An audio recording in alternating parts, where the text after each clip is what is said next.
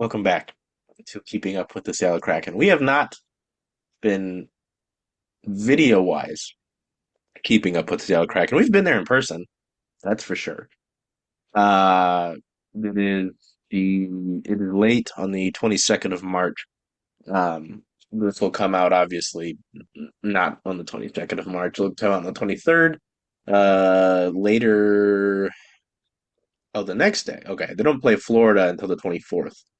Um, so this will be a nice off day little thing. But yeah, we haven't recorded an episode since the last time an episode came out was the day of the beginning of kind of a rough stretch for Seattle. Back to back, lose in New Jersey, lose in Boston, lose in Utah, come home, lose to Pittsburgh, beat the Islanders, and lose to Anaheim. Then right before the break, they started to kind of get things figured out. They beat New Jersey at home, they beat Washington at home, they beat Toronto at home, they go on the road. They take two of three against Vegas, Anaheim, and then LA. I actually was at the Anaheim and LA games. Anaheim game sucked. That was terrible. I feel like any Kraken Ducks game is just not going to be pleasant for the viewer on either side. It's never like good hockey. It's just always really ugly, and you're just going to have to watch it and deal with it. It's kind of the same with the Sharks, I feel like. Yeah, yeah. It's those those three Pacific Division teams. Whenever they meet each other, it's just never really pretty. And the Hmm. Kraken love to play games at Crypto Arena. I have seen two games at that arena where the Kraken beat the Kings, and I enjoy it. So I will probably do that again next year. We go to the Olympic break. Like Tolvanen and Capo Kakko win bronze with Team Finland. Finland. Philip Gruber has a uh, um, pretty solid performance for Germany. Though at times it was just kind of like Leon Draisaitl, Philip Grubauer, Lucas Reichel, I think had a good Olympics. Maybe. Um, and maybe Tim Stützle. But then the rest of Team Germany was like, eh. So hard to blame Phil. And then, oh yeah, the Seahawks won a Super Bowl in the time that we've last recorded. They did. um, and then they come back from the Olympic break.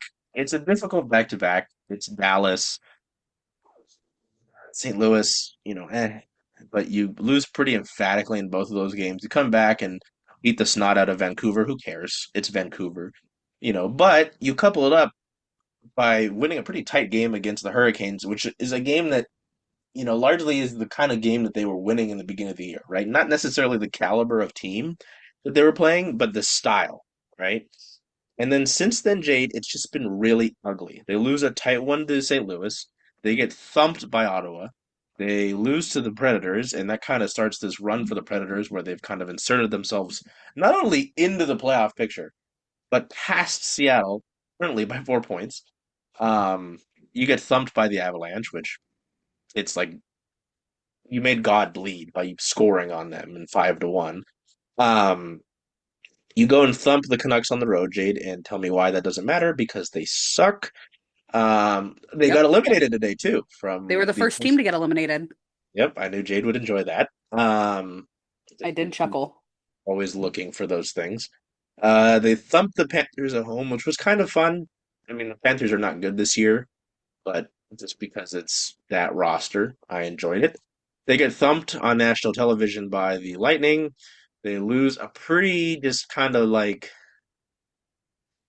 felt like you needed it game against the Predators to begin the road trip, and then a good a Columbus team that's pretty hot. Jade's done a great job with her series. Correct me if I'm wrong. 614 check. I feel like Yep. I get the numbers wrong on that. Six and With four, 'cause it's their area code was actually my reasoning for that. Fun fact. Oh yeah, no, 100%. With offside news. Okay, that was gonna be weird if it wasn't. I was like, how would it be otherwise? Like, what is Yep. this collection of numbers? With offside news, I kind of expected you to because Columbus has been playing well. I did not know that they were on a back to back. I thought we'd see Jet Greaves, but yeah, it's bad. It's bad where they are at right now. I wanted to do that in case you weren't aware.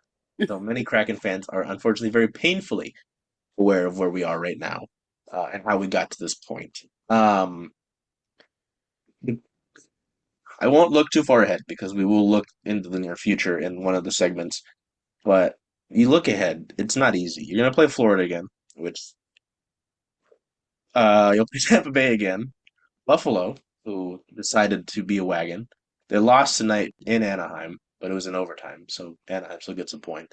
You'll play the Oilers, and you don't really play well in Edmonton. Then the final stretch in April is not going to get any easier. You're going to play Utah, who's pretty solidly been in a wild card spot in the Western Conference. I don't know a lot about Chicago, but you guys disappoint me often. Winnipeg is Winnipeg. They've kind of no, they have climbed into the. I can't do this. They've climbed back into the playoff picture. They are 1 point behind you, you specifically. Oh, good. Uh, and the second game of a back-to-back, you'll play the third best team in the Central Division, which is basically just like facing three gods, with the Wild on the Tuesday after that. Then your final homestand is Vegas, Calgary, and you say, "Oh, well, Calgary's been pretty bad." They've kind of picked up since the trade deadline, and it's not like you've been playing great against them. You'll play the Kings, which who cares about the Kings? They traded for a sex pest, and they still really haven't done much. I mean, you're 2 points behind them. And then you get to play a back-to-back of Vegas and Colorado to end the season. Cute. So it's not looking good, and I will say this, okay? And this will kind of launch us into where we are at with this franchise, right? Correct me if I'm wrong, Jayd. We've done several of these episodes where we kind of just babble on and go on like deep into this conversation because it's like we always kind of come back to the same points. But this isn't surprising. No, I don't find this surprising because, as we've talked about, this is a roster of, I can't even really say misfits because that term was used by the Golden Knights and they actually did something in their first few years. But it's difficult to compare these two franchises because obviously the second time around with Seattle, the general managers knew, hey, teams can try and trade and weasel it, whatever, right? They wised up that for Vegas, and fair enough, right? But you've got a lot of guys who aren't exactly high end scorers, high end point producers, guys that'll go and get you a win on their own, right? You don't have that. This is a group that, when it's gotten anywhere close to playoff success, right? We throw out the first year, throw out the third year because they were kind of in it near the deadline, but they weren't really in it down the stretch. Last year, same sort of thing, right? You take second year and this year. The commonality to me is that you get this group of largely the same, right? There are tweaks here. No Bjorkstrand, no Gord, no Donato, Geeky, but it's largely the same group. Excuse me. They all like buy into a very team-friendly system. And the second year team was also very, very lucky in terms of the shot percentage, right? But there was no individual stars on those teams. There's no individual star necessarily on this team right now. Um, the whole Lane Lambert defensive system got them to this point. It's not like you've got a Nathan McKinnon, Jason Robertson, guys that will go and get you a bunch of points and a bunch of goals and can win you a game on any given night. You don't have that, right? Um, when that falters or when a couple of them, maybe don't buy in or there's a lapse, like we've seen a lot of lapses mentally and defensively since the Olympic break, right? That starts to collapse. I mean, if it's just like a bunch of, pieces of the puzzle. If you have a few pieces that are weaker than the others, then the puzzle doesn't hold up, right? Um, and I think people are kind of starting to realize, like, get me wrong. I have my thoughts and opinions on Jordan Eberle as the captain. Um, but let's just take that, right? And I promise I won't just be me talking the whole time and Jade's just gonna stand there and look pretty. You're not even standing. nope. Um, Sitting comfortably on my bed. my issue with the leadership group is that it's largely been the same, give or take, what, Yanni Gord, over the last few years. and well, and then Mark Giordano in year one, but he was there for half a season. Um, in the moments like this, right, or even before this, the St. Louis games right out of the break, your leadership group, someone needs to step up, hold each other accountable, hold each other accountable, step up on the ice, or say something, rally the group, whatever. They've had those instances where the leadership group should do that over the course of the last few years. 23, 24. You know, now, has anybody done that? No. Who's stepping up? Your captain hasn't scored in 10 games. It's kind of the same old song and dance when we get to talk to Jordan Hibberly after these games, like these crushing games, right? And we go and talk to Ebbs. It's like, oh, it just need to be more urgent, and it's just like you can only take so much from what a guy says to the media, right? Because it's obviously different than what he's saying in the locker room. But it's not like it's instilling a bunch of confidence, you know. Um, yeah, it's very hard. Jaden Schwartz is the guy that, from what I understand, from what I've been told, doesn't want to be here. Past this season, he becomes a free agent this summer, July right? 1st. So see ya. That guy's wearing an A though, and it's not great if you've got a guy who doesn't want to be here wearing an A. You didn't move him at the deadline. He's 33. He hasn't had a great year, but he's dealt with some injuries. I mean, I'm sure you could have moved him for something, and maybe had some other guys move up. Yanni Newman is called up right now. Could have had him up. Ryan Winterton at the time of the deadline, I think was a healthy scratch. And I said this to you. I've said this to other people. I would be happy moving Ryan Winterton into his spot. Um, people talk about. It's interesting to me, Jade, because there's a lot of conversation about wanting the young guys to play and wanting them not to be scratched. And that would typically mean that you have to either move or let go of some of these old guys. You can't have them all. Like you have to Hmm. pick here, right? And so I, what's the best way? I guess you could use both the Seahawks and the Mariners examples, but I'm more of a baseball guy, so I use the Mariners thing. You know, the younger guys have to come up at some point. You have to make tough decisions, and let them develop and truly let them learn and figure it out. Berkeley Catton's been able to do that, but look, the Mariners lose Jorge Polanco this offseason. It's tough, whatever. Cole Young's going to get to play a lot of games this year, and I think that'll be great for his development. All right, he'll have to learn. There will be stretches where he struggles, where it's not pretty, but for the betterment of his career and ideally the franchise, he will, get experience from that. You can't do that if you're just getting healthy scratched and you have to figure it out. So, Jaden Schwartz, I think, should be gone. I have to admit, I've been harsh on Matty Beniers for years. I have liked the year he's had. It's not like stellar, but he's had the defensive game. He's kind of picked it up offensively, and just some things I've noticed from in the locker room, uh, how he talks. Just he does seem like more of a leader this year to me. I'm not saying he's perfect. I'm not saying he's flawless, but I've liked I can see progression with my two eyeballs. Four if you do this. Like I'd like to see some tangible growth, right? Hmm. Um, I was a little lower on Capo for a while, but then last few weeks or so, I feel like he's been able to kind of start getting back to his groove. And his credit, he'd kind of been stop and start this year, right? With with injuries. So I don't know. This whole thing's a mess. I think the point I'm trying to get across is that, it's kind of the same old song and dance. It is getting stale. And while Lane Lambert is not free of blame, right? Like I question the goalie decisions. I have no idea what you're doing. Hmm. Um, Matt Murray's sitting there in the corner, like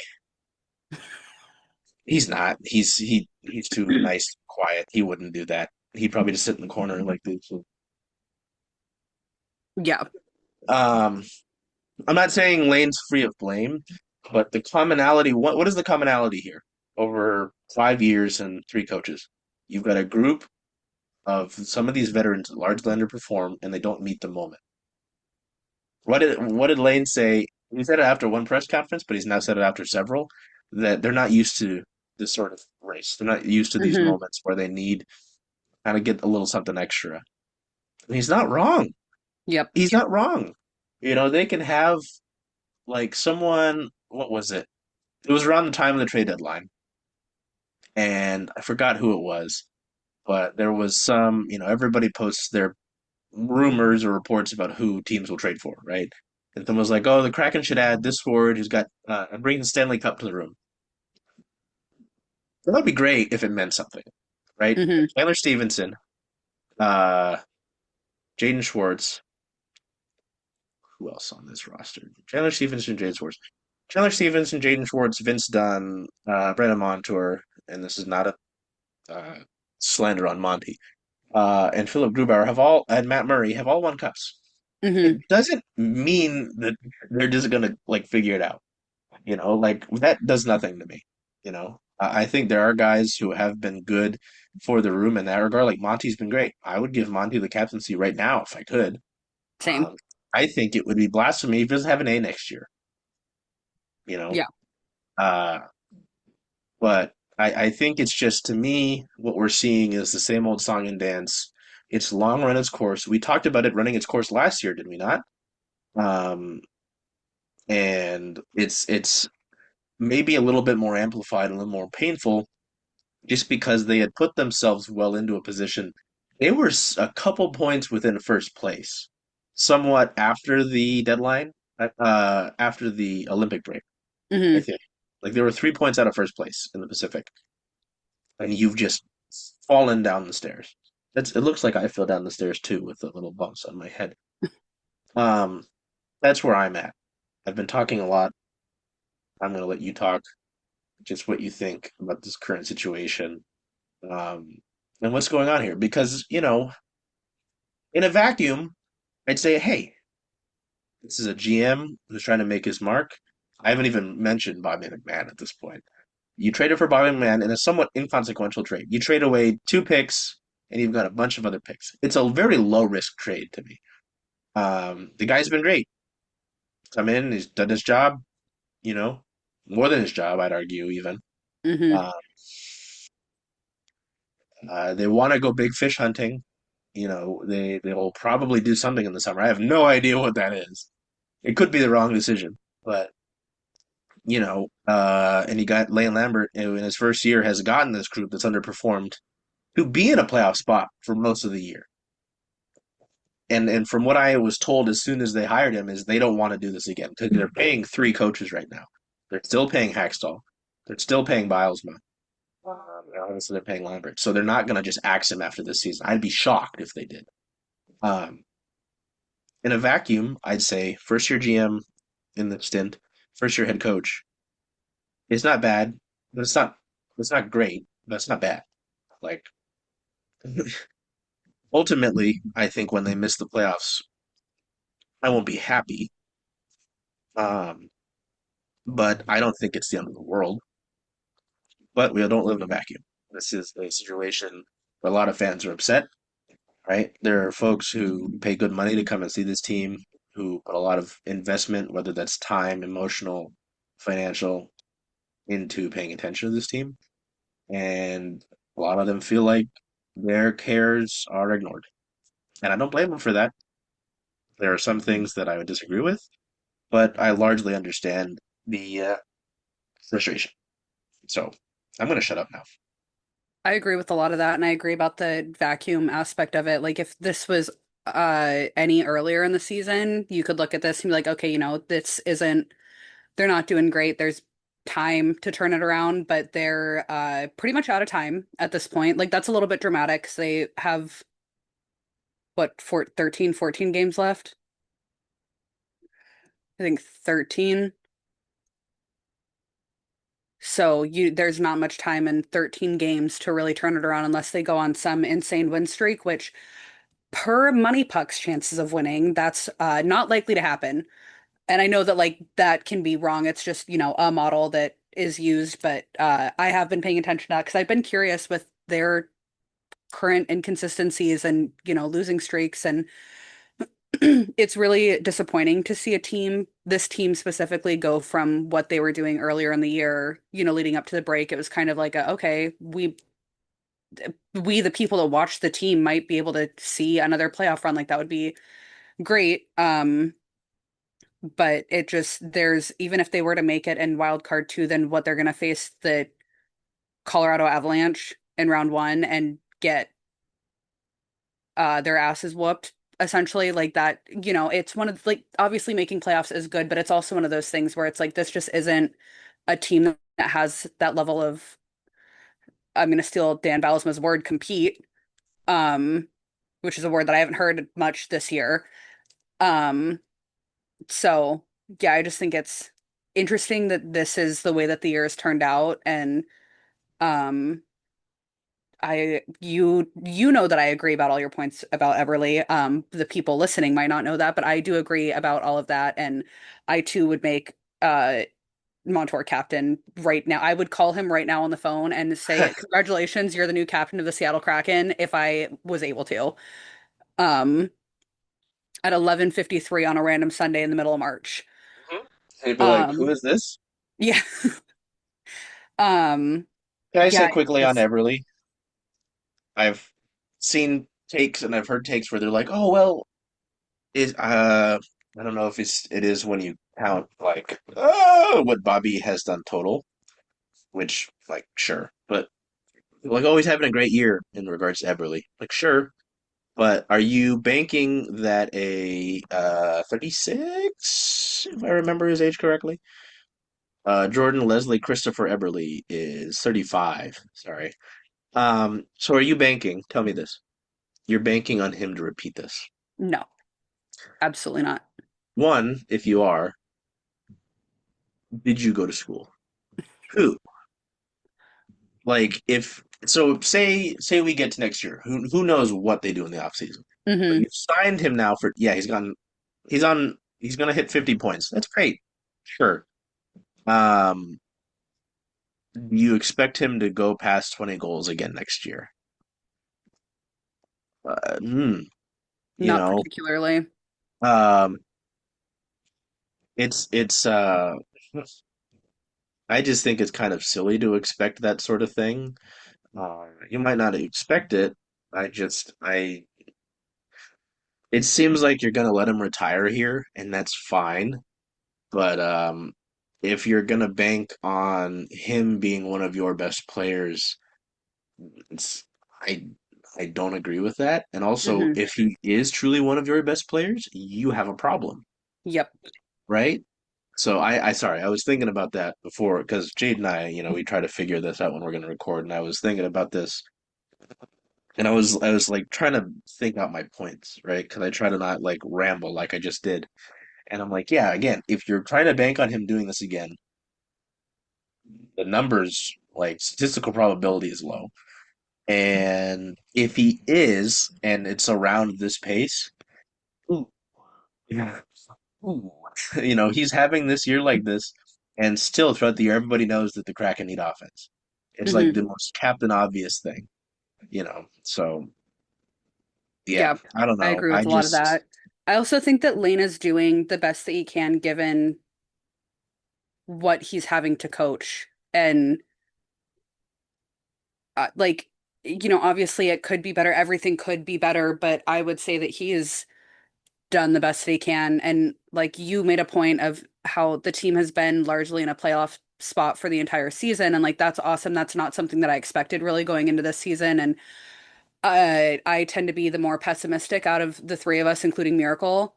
Um, More of a pessimist, and that's just kind of how I am. But anyways, I never would have expected them to hold that nearly playoff spot for as long as they did. And yeah, I'm not surprised in any way, shape, or form that this is how the season has turned out. Um, Obviously there have been some injuries that have affected it, and goaltending hasn't been the best ever. Yeah, I also don't think I would have guessed at the beginning of the season that Phil would have been the more consistent goalie this year. Very happy about that. Uh, yeah, just I feel like this whole season with the Kraken has not been what I expected, if that makes sense. Like I haven't been able to really Oh, predict what's going to 100%. happen next. Like knowing that Lane was a super defensive coach. Like that was the best this besides the current skid was the best case scenario. They weren't going to be pretty. They weren't going to score a lot of goals. They weren't going to be the top of the division, but they were going to keep it close. They were going to grind it out, and as long as, the goalies played to what you hoped, right? And as you mentioned, like I think a lot of us, like I remember for our season preview episode, I talked to Tim Booth of the Seattle Times and Everett Fitzhugh, with the Seattle Kraken Audio Network, of course. Um, that it should let Joey have a great year, given that you use him for most of the season.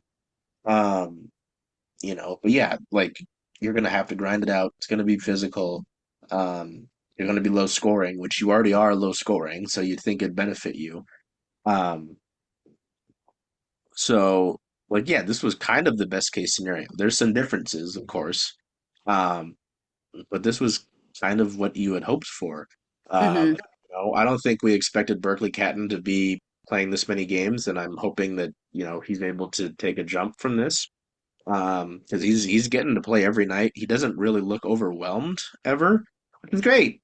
You know, I just hope he's able to take that jump. I don't know what happens to Shane Wright after this season. I like, excuse me, I like Shane a lot, because I think he's a great person. Um, and I still do think the offensive, like skilled center is in there. But obviously, you are, as we've talked about concern wise before the season with centers, you're log jammed behind Hmm. Matty Matthews and Chandler Stevenson. I liked when he got games at wing, so I thought it'd feed him up some more, but they're not going to do that now because I've got all the other wings in front of him Yep. in that I regard. also super quick point, but you mentioned Offside News earlier. I have done a couple Seattle things for them. One of those was a check-in like around it was meant to be put out around the 25% mark of the season, but it came out at the 29% mark, which then made a joke about that. Anyways, at the time they were second for goals against and lowest for goals for in the league, which I remember at that point being like, this is not sustainable hockey. I don't know how this team continues this. It doesn't make any sense to me. There's no way that that's sustainable throughout the year. And there were, some people that were like, no, of course it's gonna work. They're gonna keep it up. It'll be fine. And I was like, there's no way. That's just so unrealistic. And now they are tied for 24th in goals for and tied at 13th for goals against. So, uh, yeah, just that was never going to be a sustainable way to play throughout the whole season. Mm-mm. Well, But I yeah, do and then distinctly remember that, and that was like the one thing that I was able to um guess appropriately was that's not going to be sustainable. it's That's been just it. like when you look at this forward group, right? Schwartz is a free agent after this season. Uh, if you want to have tough discussions, you can look at Jared McCann, who is in the fourth year currently of a 5-year deal. And, when he's been able to play this season, because he's been a guy that's been um, messed up by injury, he's had given the season he's played 44 games of the current 69 that there are. So he's missed 15 games. In 44 games, he's got 36 points.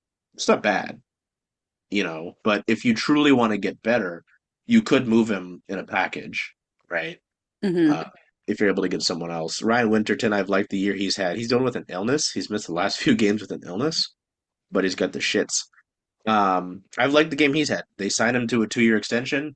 Like, I think there's more forward upside in him. I mean, scoring upside in him, but he's been a very sound winger for you this year. Bobby McMahon is going to be a free agent. He's only making 1.3 million this year. He's 29. I'd throw a couple years at him. 2, 3. I'm I'm sure inclined he to would agree. be like, I don't know what he would want, right? Because he's 29. I guess he's kind of a late bloomer in that regard, right? Because he went to the ECHL, he was undrafted, Yeah, right? he did the whole working his way through the system, like for real kind of Right. thing. I'd throw him 2, 3 years if he wants it. I think like I'm happy with having a big winger on your top two lines in McMahon and Kako. Like Hmm. obviously don't put you could put Kako and McMahon on the same line and just have two big fuckers, but I don't think that's gonna work. I think you'd rather share the wealth there. Um, Maddie, there was something that you brought up today. And like you were mentioning, I don't know if it has any merit, but there was something about the Flyers, and I don't know if I have the exact. It was Owen Tippett and um Matty Beniers trade. Yeah, and so I let me look at this. Tippett's 27.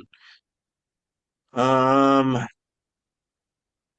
hmm, hmm,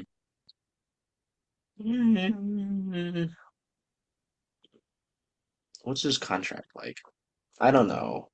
I can't remember off the top of my head. I'm looking at At least, AFP analytics though, because they tend to be pretty good about like contract projections. It's not obviously right. projections are pretty fluid or contracts are pretty fluid, but they have him projected at a 3-year extension for 3.63. Oh, yeah, he can have that all he wants. Yeah, 100%. Fuck. Um, I don't know how I feel about that Tippett deal. At least I'm gonna play it conservative and say I'm happy with the step Maddie's taking. He's 23. I'm happy with this season, so I'm gonna leave that alone. Chandler, I mean, you're kind of handcuffed. If you can find something, I'd be willing to listen. But Freddie, I love Freddie. He's a nice guy. I don't know if I want him muddying up a spot because, I mentioned Ryan Winterton signing an extension. Ben Myers signed a 2-year deal too. And I'm really fine with Ryan Winterton, Ben Myers, and Jacob Melanson being your fourth line and leaving it alone. They had success throughout the course of the year. The fourth line they made last game of Yanni Newman, Ben Myers, and Jacob Melanson gave up uh, at least Lane Lambert said that the fourth line can't give up 3 goals or can't be on the ice for 3 goals after on post game last game. So that didn't work out well. But the some iteration of Winterton, Myers, and Melanson on that fourth line has had great success for you throughout the course of the year. Ellie Tolvanen I like a lot. And he is a free agent. If he wants a couple more years, I'd be interested. I know that there were reports that his camp and the Kraken were supposed to talk contract extension after the deadline. After that I have heard nothing, same. nothing else. So that's kind of interesting. Shane, lovely guy, but they're gonna hold him hostage behind Matty Beniers and Chandler Hmm. Stevenson. If you can get a better winger, and add to the top six, sure, go ahead. Like, because you're not, excuse me, you're not, um, hold on. Yeah, I mean, you can't trade for Bobby Tom, Robert Thomas, because he's a center, right? And you can't just plop him behind Matty Beniers and Chandler Stevenson. You would have to push him to the second C. Yeah, if you're moving Shane Wright, you have to undeniably be upgrading. Berkeley Catton, leave Berkeley. He's fine. He's doing his job. Um, yeah, we've only talked about the forwards. Defensively, um, I'm intrigued because Vince, as you brought up a couple weeks ago, Vince is in year three of a 4-year contract extension. He's making 7.3 million. He does produce points. It's undeniable that he produces points, but He's the I don't. highest paid on the team, and then that in case somebody doesn't know this, when a player is entering on July 1st, when a player is entering the final year of their deal, 'cause the contracts go July 1st to July 1st, essentially, they're eligible for an extension. So that makes him extend eligible for an extension on July 1st, starting July 1st. And I just, yeah, I don't know how I feel about that. Yeah. I mean, he's already had a better season than he did last year. He missed a good chunk of games last year. Um, I just think they saw the 64-point season in 22-23, which everything is skewed because of that season.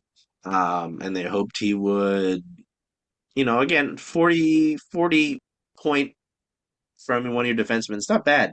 It's not bad. But as you mentioned, he's your highest paid guy. Um, and kind of when you sign the Brandon Montour, he kind of becomes expendable. In Hmm. that regard, you don't need two ultra mobile D. You know, um, this is going to be tough because he's on the cusp of 1,000. But I do raise concerns with Lars. Um, he is older. He is in the first of a 4-year contract extension. He's 33. Um, just because he's older and 'cause there's a lot of respect for him in the room and he's an A, um, I imagine they let him ride that out. Like, I also don't know what market there is for him because you're paying him 5.2 million. You specifically are paying him Hmm. 5.2 million. Who's gonna want, a 33-year-old, um, you know, Ryan Lindgren, I mean, you just signed him. He 4.5 million. I mean, he does take the penalties, but he also like eats pucks for a living. I like literally, I swear to God, one of the first practices I ever saw Ryan Lindgren in, he took a puck to the face. And I was like, "Hey, buddy, this is preseason. Like, Yeah, he is a puck magnet, but I do enjoy what he has brought to the team. Like I know that, 4.5 million at the time and an older defenseman, everyone was like, "Oh my God, again, really?" I do enjoy what right, he's brought. I think that he has uh some of the grittiness the that group was lacking on this team right, previously. That like, it was there for a bit and then it's not consistent. right." I'll tell you this with this, at least the D that are playing, right? Because Cale Fleury and Josh Mahura, I thought Cale Fleury, when he's been able to play this year, has been played pretty good. Like, I thought Josh Mahura would get more of those games. Cale Fleury, I thought has played pretty well. Hmm. And I felt really bad. I was talking to poor Cale. Uh, I think it was right after the break. No, it was right before the break, and totally forgot. I was thinking in my head. I was like, "Oh yeah, you decided to come back and stay." I was like, "Nope, he did not decide that. He was an RFA. He didn't really have a choice." Hmm. Um, but he seems fine here, so he could be stinking it up and decided he doesn't want to be here. Speaking of stinking it up, Riker Evans. It's been a really bad year. You know, you could say I'm not saying this personally. I'm saying that there are people on the internet that do this. You could just ignore a certain video that happened a year or two ago, right? They're like, oh yeah, just pay attention to him on the ice. He's not good on the ice. No. Uh, this isn't I'm gonna separate the artist from the art. The art is bad. The art is gruel and dirt and mud, and just generally bad. Um, when they drafted him, was kind of like the hope was for him to be an ultra mobile point tallying defenseman like Vince Dunn is, right? Like Brandon Montour is. He, unfortunately, because you've got those two, does not get power play time, right? Um, Hmm. sorry, I'm trying to pull up my numbers on him.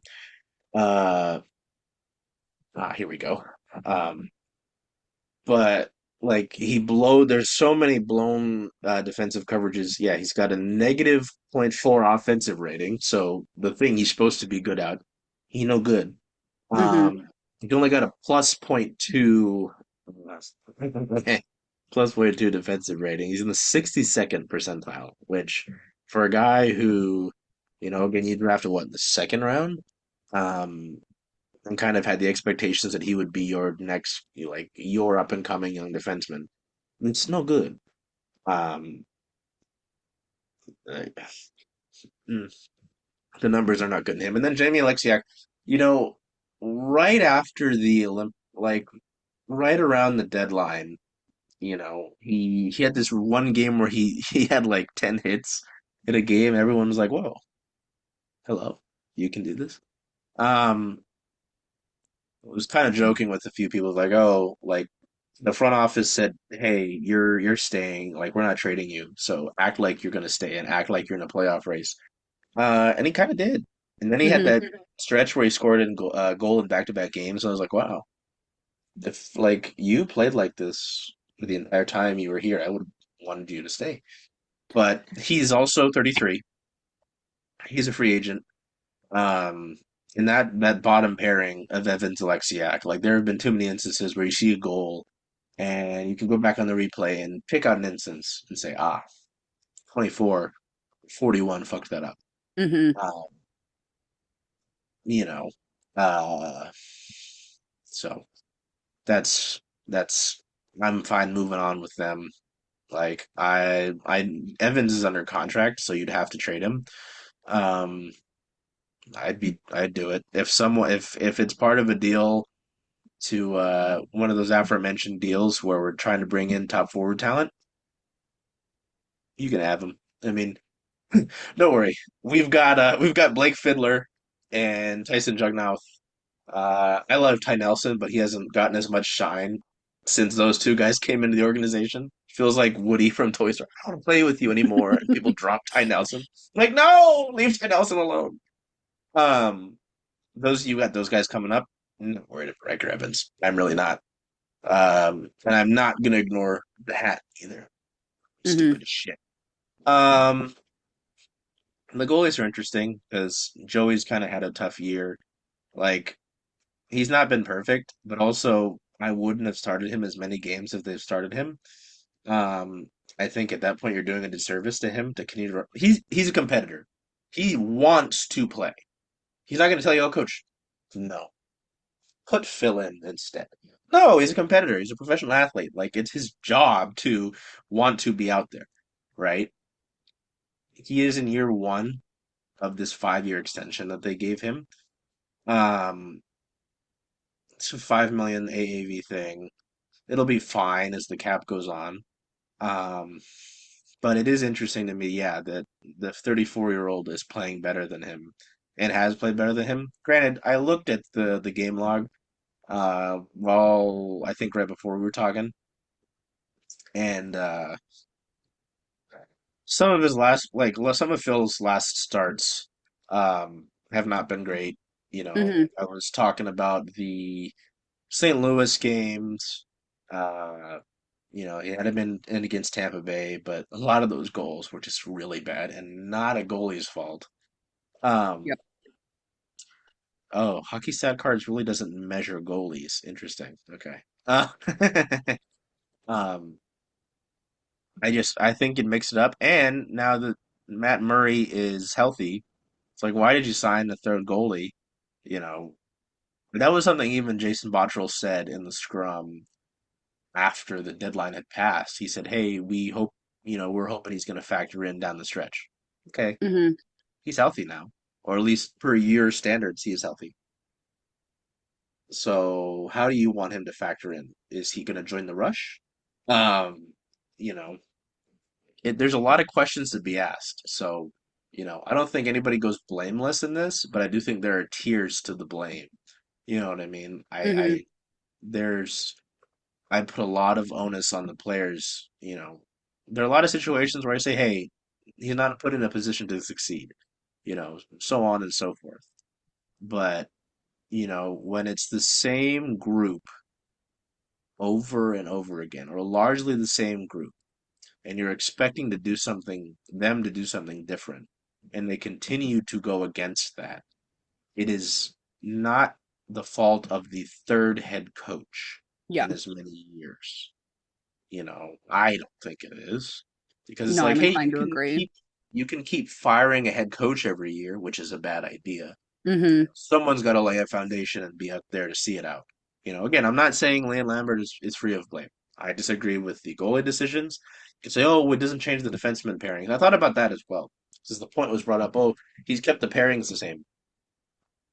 At this point in the season, you want continuity.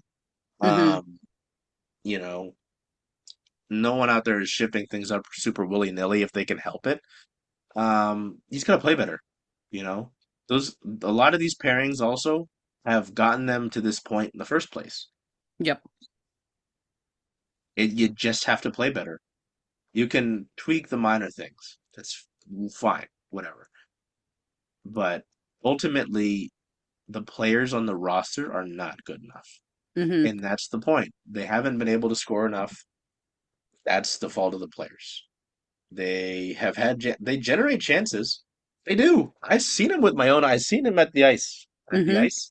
Yes, I've been at the games. I've been at a lot, almost every home game, which is crazy considering the overlap. Um, you know, they just don't have an elite scorer. They don't get to the net consistently enough. And you can say, oh, the coaches don't tell that. No, they practice it. I see it at practice. I promise Yeah. you, I would practice. It's just, hey, you have to want to do that. You have to want to go to the hard areas. I'm looking at these games, and you've got players on each one of these teams that want to do that. Hell, Hmm. Nashville has sucked for most of the year, and they're still doing that. And it's gotten them into a playoff spot. Yep. It's just, simply put, this group is not good enough as it stands. Um, you know, Thankfully, they will have money to spend in the offseason. They do have a good amount of draft picks available for them to move. Um, I just wonder, Jade, I'm doing the big wondering, I'm pondering. Oh, I'm doing my Elliot Friedman. I wonder if that was one of my favorite things at the deadline too. A few of the people in the organization were pissed. They're like, insiders are all like, I wonder. I'm hearing. Well, Uh, they wonder. I do too. Me Uh, too. um, Say that they do flame out like they are right now, Hmm. right? And they miss the playoffs. Does it actually? I just wonder either way if they flame out or if they squeak in and then they get like curb stomped by Colorado. Um, Either way, does it actually inspire change? Of hey, we need to shake it up. We do need to move along. You know, because I remember a few years ago, this was the topic of conversation when the topic of the Sonics potentially coming back. That's more real now than it ever has been. Yep. So you could be, and I'm not saying that you totally will be, because of course we will still be there, Hmm. but you could be put like further down the pecking order of what people want to go out and spend their money on, right? Because people already right now are upset, Hmm. about the value of their ticket, so on and so forth. Um, you know, Understandably. right? Like you have to put a better product on the ice, and I imagine people are tired of the same old thing. Hmm. And I wonder if, because we've heard since Botterill got into his GM chair that they want to do something big. So something will happen. I can almost guarantee something's going to happen. I'm wondering if something will happen this summer. They're going to take a big swing. Um, how I much better mean, it makes them, I don't know. they proved But that they were willing to take a big swing with, unfortunately, Panarin, which I'm so, so, so glad that that didn't work right, out. But they did prove that they were willing to take a big swing, offering him, I think they said like, more than it was like Drysaitel might have, 11.5 or something, right?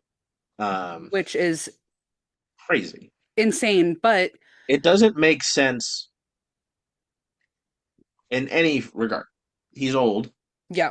Um, he doesn't like just bringing. If you're doing that one move, well, he's old anyway. That's a prerequisite. That trade, if again doing the if you throw out the piece of shit human being that he is, is a trade you make if you're an actual contender, if you are a Hmm. one piece away or need to get over the hump. They're not really that team. No. So I don't understand it.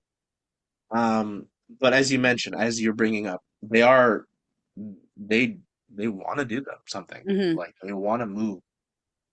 They want to take a big swing. So Yeah, I which I have think no that that was a good indication that that's something that they want to be doing. right, And the way that I looked at that was, obviously he's not going to come in and solve all the problems. He's probably going to create even more problems. But having a superstar player, superstar caliber player on your team is going to make other players like that want to come here. And that's just something that they don't have. They're not,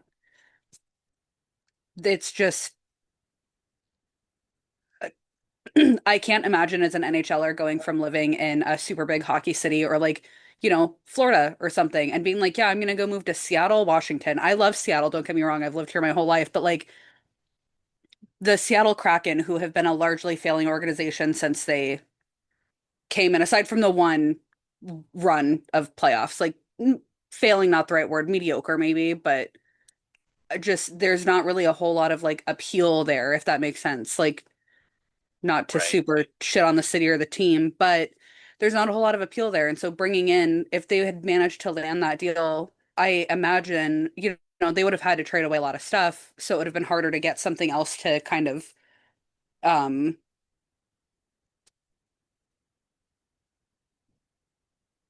oh my God, the word is on the tip of my tongue. Somebody else to kind of, compliment him. right, So it would have been harder to do that, but there would have been more appeal, I'm sure, because it would have been like, okay, cool, this team is serious about winning. They're bringing in this one of the better players in the league. I don't want to say one of the best because he's not, but like one of the better players in the league. So I think that if they're able to manage something like that in the summer, obviously not him specifically, but a player like that, then that could be kind of the turning point that they need at this point. right. Well, and then you bring up, trying to convince big fish to come here. Um, why do you think they are paying Brett Montour so much money? Why they are Hmm. paying Chandler Stevens so much money? Like that's part of the deal. Like Yep. the Mariners have had to do that in the past, where they've had to throw big money at guys, and even then, sometimes they don't take it. Only recently are you seeing guys who you mentioned commitment to winning. Cal Raleigh wants to win. They bring in Hmm. Josh Naylor. Josh Naylor sees that he wants to. You see, there's a pattern of that. The Seahawks have had to overpay for guys at times. Um, you know, in different sports, there's not as much of that because it is different situations.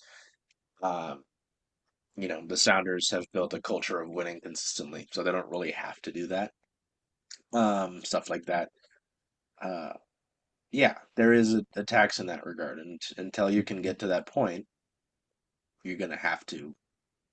That's why the trade's the big thing, right? Because then you kind Hmm. of can't choose. You're kind of like, ah, well, you're here now. Yep. Hello. Yeah. And like I Um, said, it's not like anything negative on the city or the team sure, but at at least in all. the NHL, like this market, that's the reality. Yeah, I was gonna say that's the kind of statement that I'm gonna say it, and then it's gonna turn into waffles and pancakes on Twitter and how you can say one thing and people are like, "Well, no, you said this." Well, no, I didn't. I'm a big waffles guy anyway, so that's Me too. There's a place for the syrup to go that's not just soaking into the why we do the show. cake. Yep. But anyways, that's kind of my opinion on what this summer, like they're gonna have to do something. They cannot just run the same roster. No, if they do, more fans will be upset, more season ticket holders will cancel. And you will when that vote goes in, and that vote can happen in a few days. Hmm. Um, Isn't it like the 24th or 25th? right. Um, that's tomorrow. Uh, off you go. I mean, it's tough because part of what part of the reason that we exist right now, that this with my bucket, that this exists is because of how crowded of a sports market this is. Hmm. A lot of it you can see, look at all of these guys.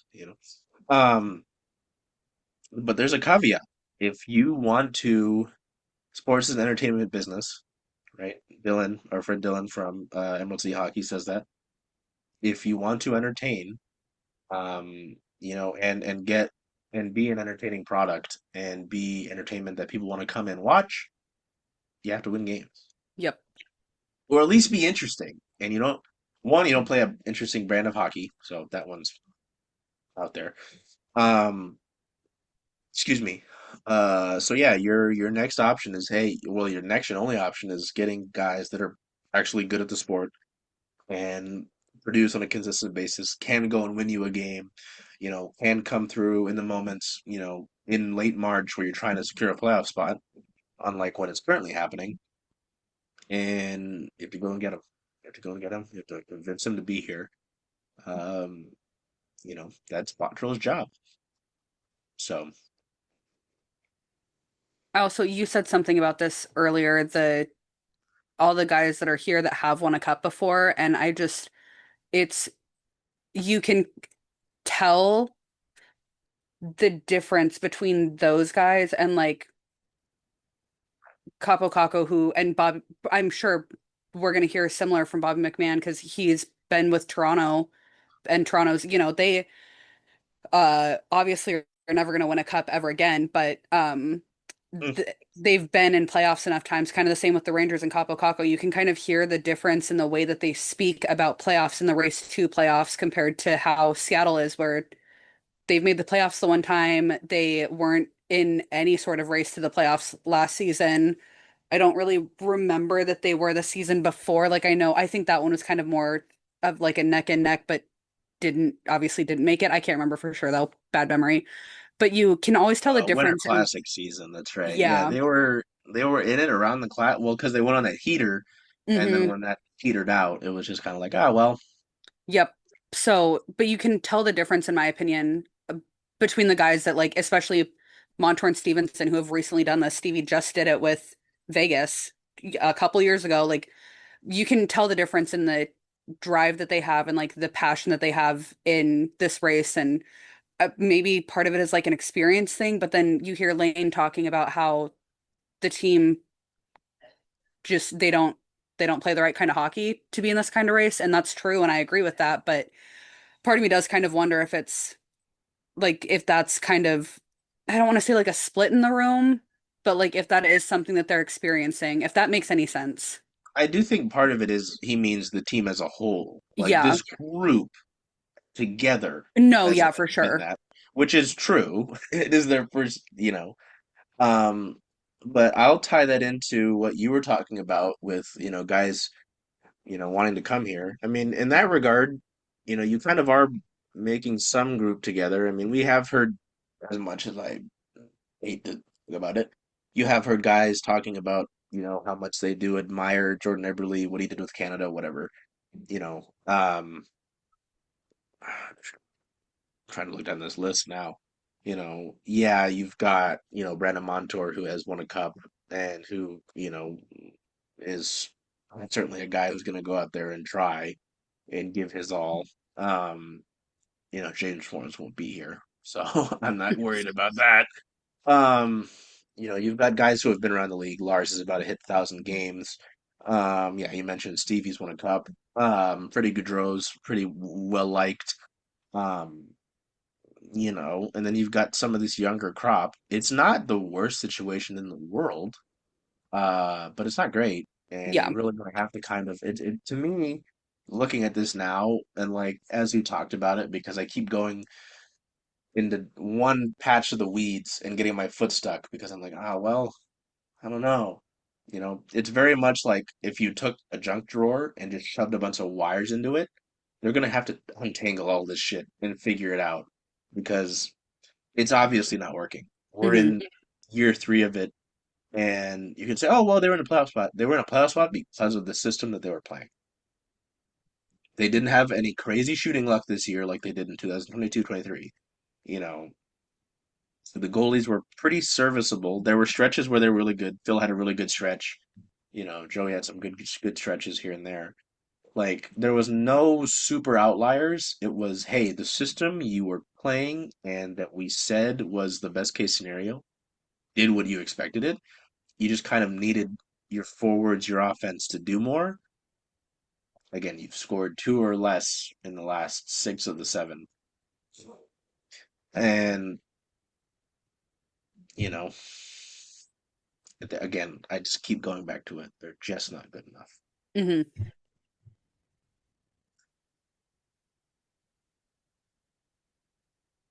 That's how I feel. Yep. Um, Anything else before I got we? nothing. Yeah, it's this is a what? This is a 6 game road trip to close out March. Yes. I think so, yeah. Yeah, they've already lost in Nashville, lost in Columbus. I mean, unfortunately, nothing is impossible because the shitty Pacific Division and shitty Western Conference has kept you alive. You're still technically alive. You've got, Hmm. if you want to look at the positive, this is a really negative episode. If you want to look at the positive, they have a game in hand over Nashville and Los Angeles, who are ahead of them. Um, the caveat is the Sharks are a point behind Seattle, and they have 2 games in hand. We won't pay attention. Um, you are 4 points behind the Predators. Five, no, 6 points behind Edmonton for the sorry, Western spot. Anaheim has kind of separated themselves. They, I think, no one's catching them. They're gonna Hmm. win the Pacific. Um, which, hey, good for them. They had a group of young and exciting players. They brought in some veterans. They brought in that coach, and it's worked. Yep. You know, uh, but yeah, you are not officially dead, and there's a chance, as Jade has mentioned. Statistically, it's not a good chance, but there's a chance. You play a Florida team that you beat the brakes off of. They're banged up. Shockingly, though, according to Money Puck, they only have a 38.6% chance of winning that game as of yesterday, What? 322. What do you mean? What? Yeah, Do they get people back? I don't know. I pay as little attention to that team as I possibly can because I I don't don't. like them. Huh. Interesting. Yep. Yeah. Well, yeah. I don't know. It's tough, but you know, I've seen crazier things happen in sports. Um, but it doesn't feel great. You got Tampa Bay, who one of the better teams in the league. You've got Buffalo, who is on this heater, and they're gonna make the playoffs for the first time in a billion years. Um, they've got Edmonton, and Edmonton, I don't know. They're not, Edmonton's accustomed to making these runs in the second part of the year, right? Hmm. And they just really haven't done that. Well, they also They're have the title out right now. Oh, that's right, Leon's out for the regular season. Um, so that makes it a little bit more interesting, but they're still a better roster than you, Yeah. just because of McJesus. Utah scares me. Chicago, I'm not worried about. Winnipeg, mm, yeah. Even like if they didn't have a difficult schedule down the stretch, I would say, hey, maybe. But with the stretch that they have, Utah, Winnipeg, Minnesota, Vegas, LA, Vegas again, Colorado.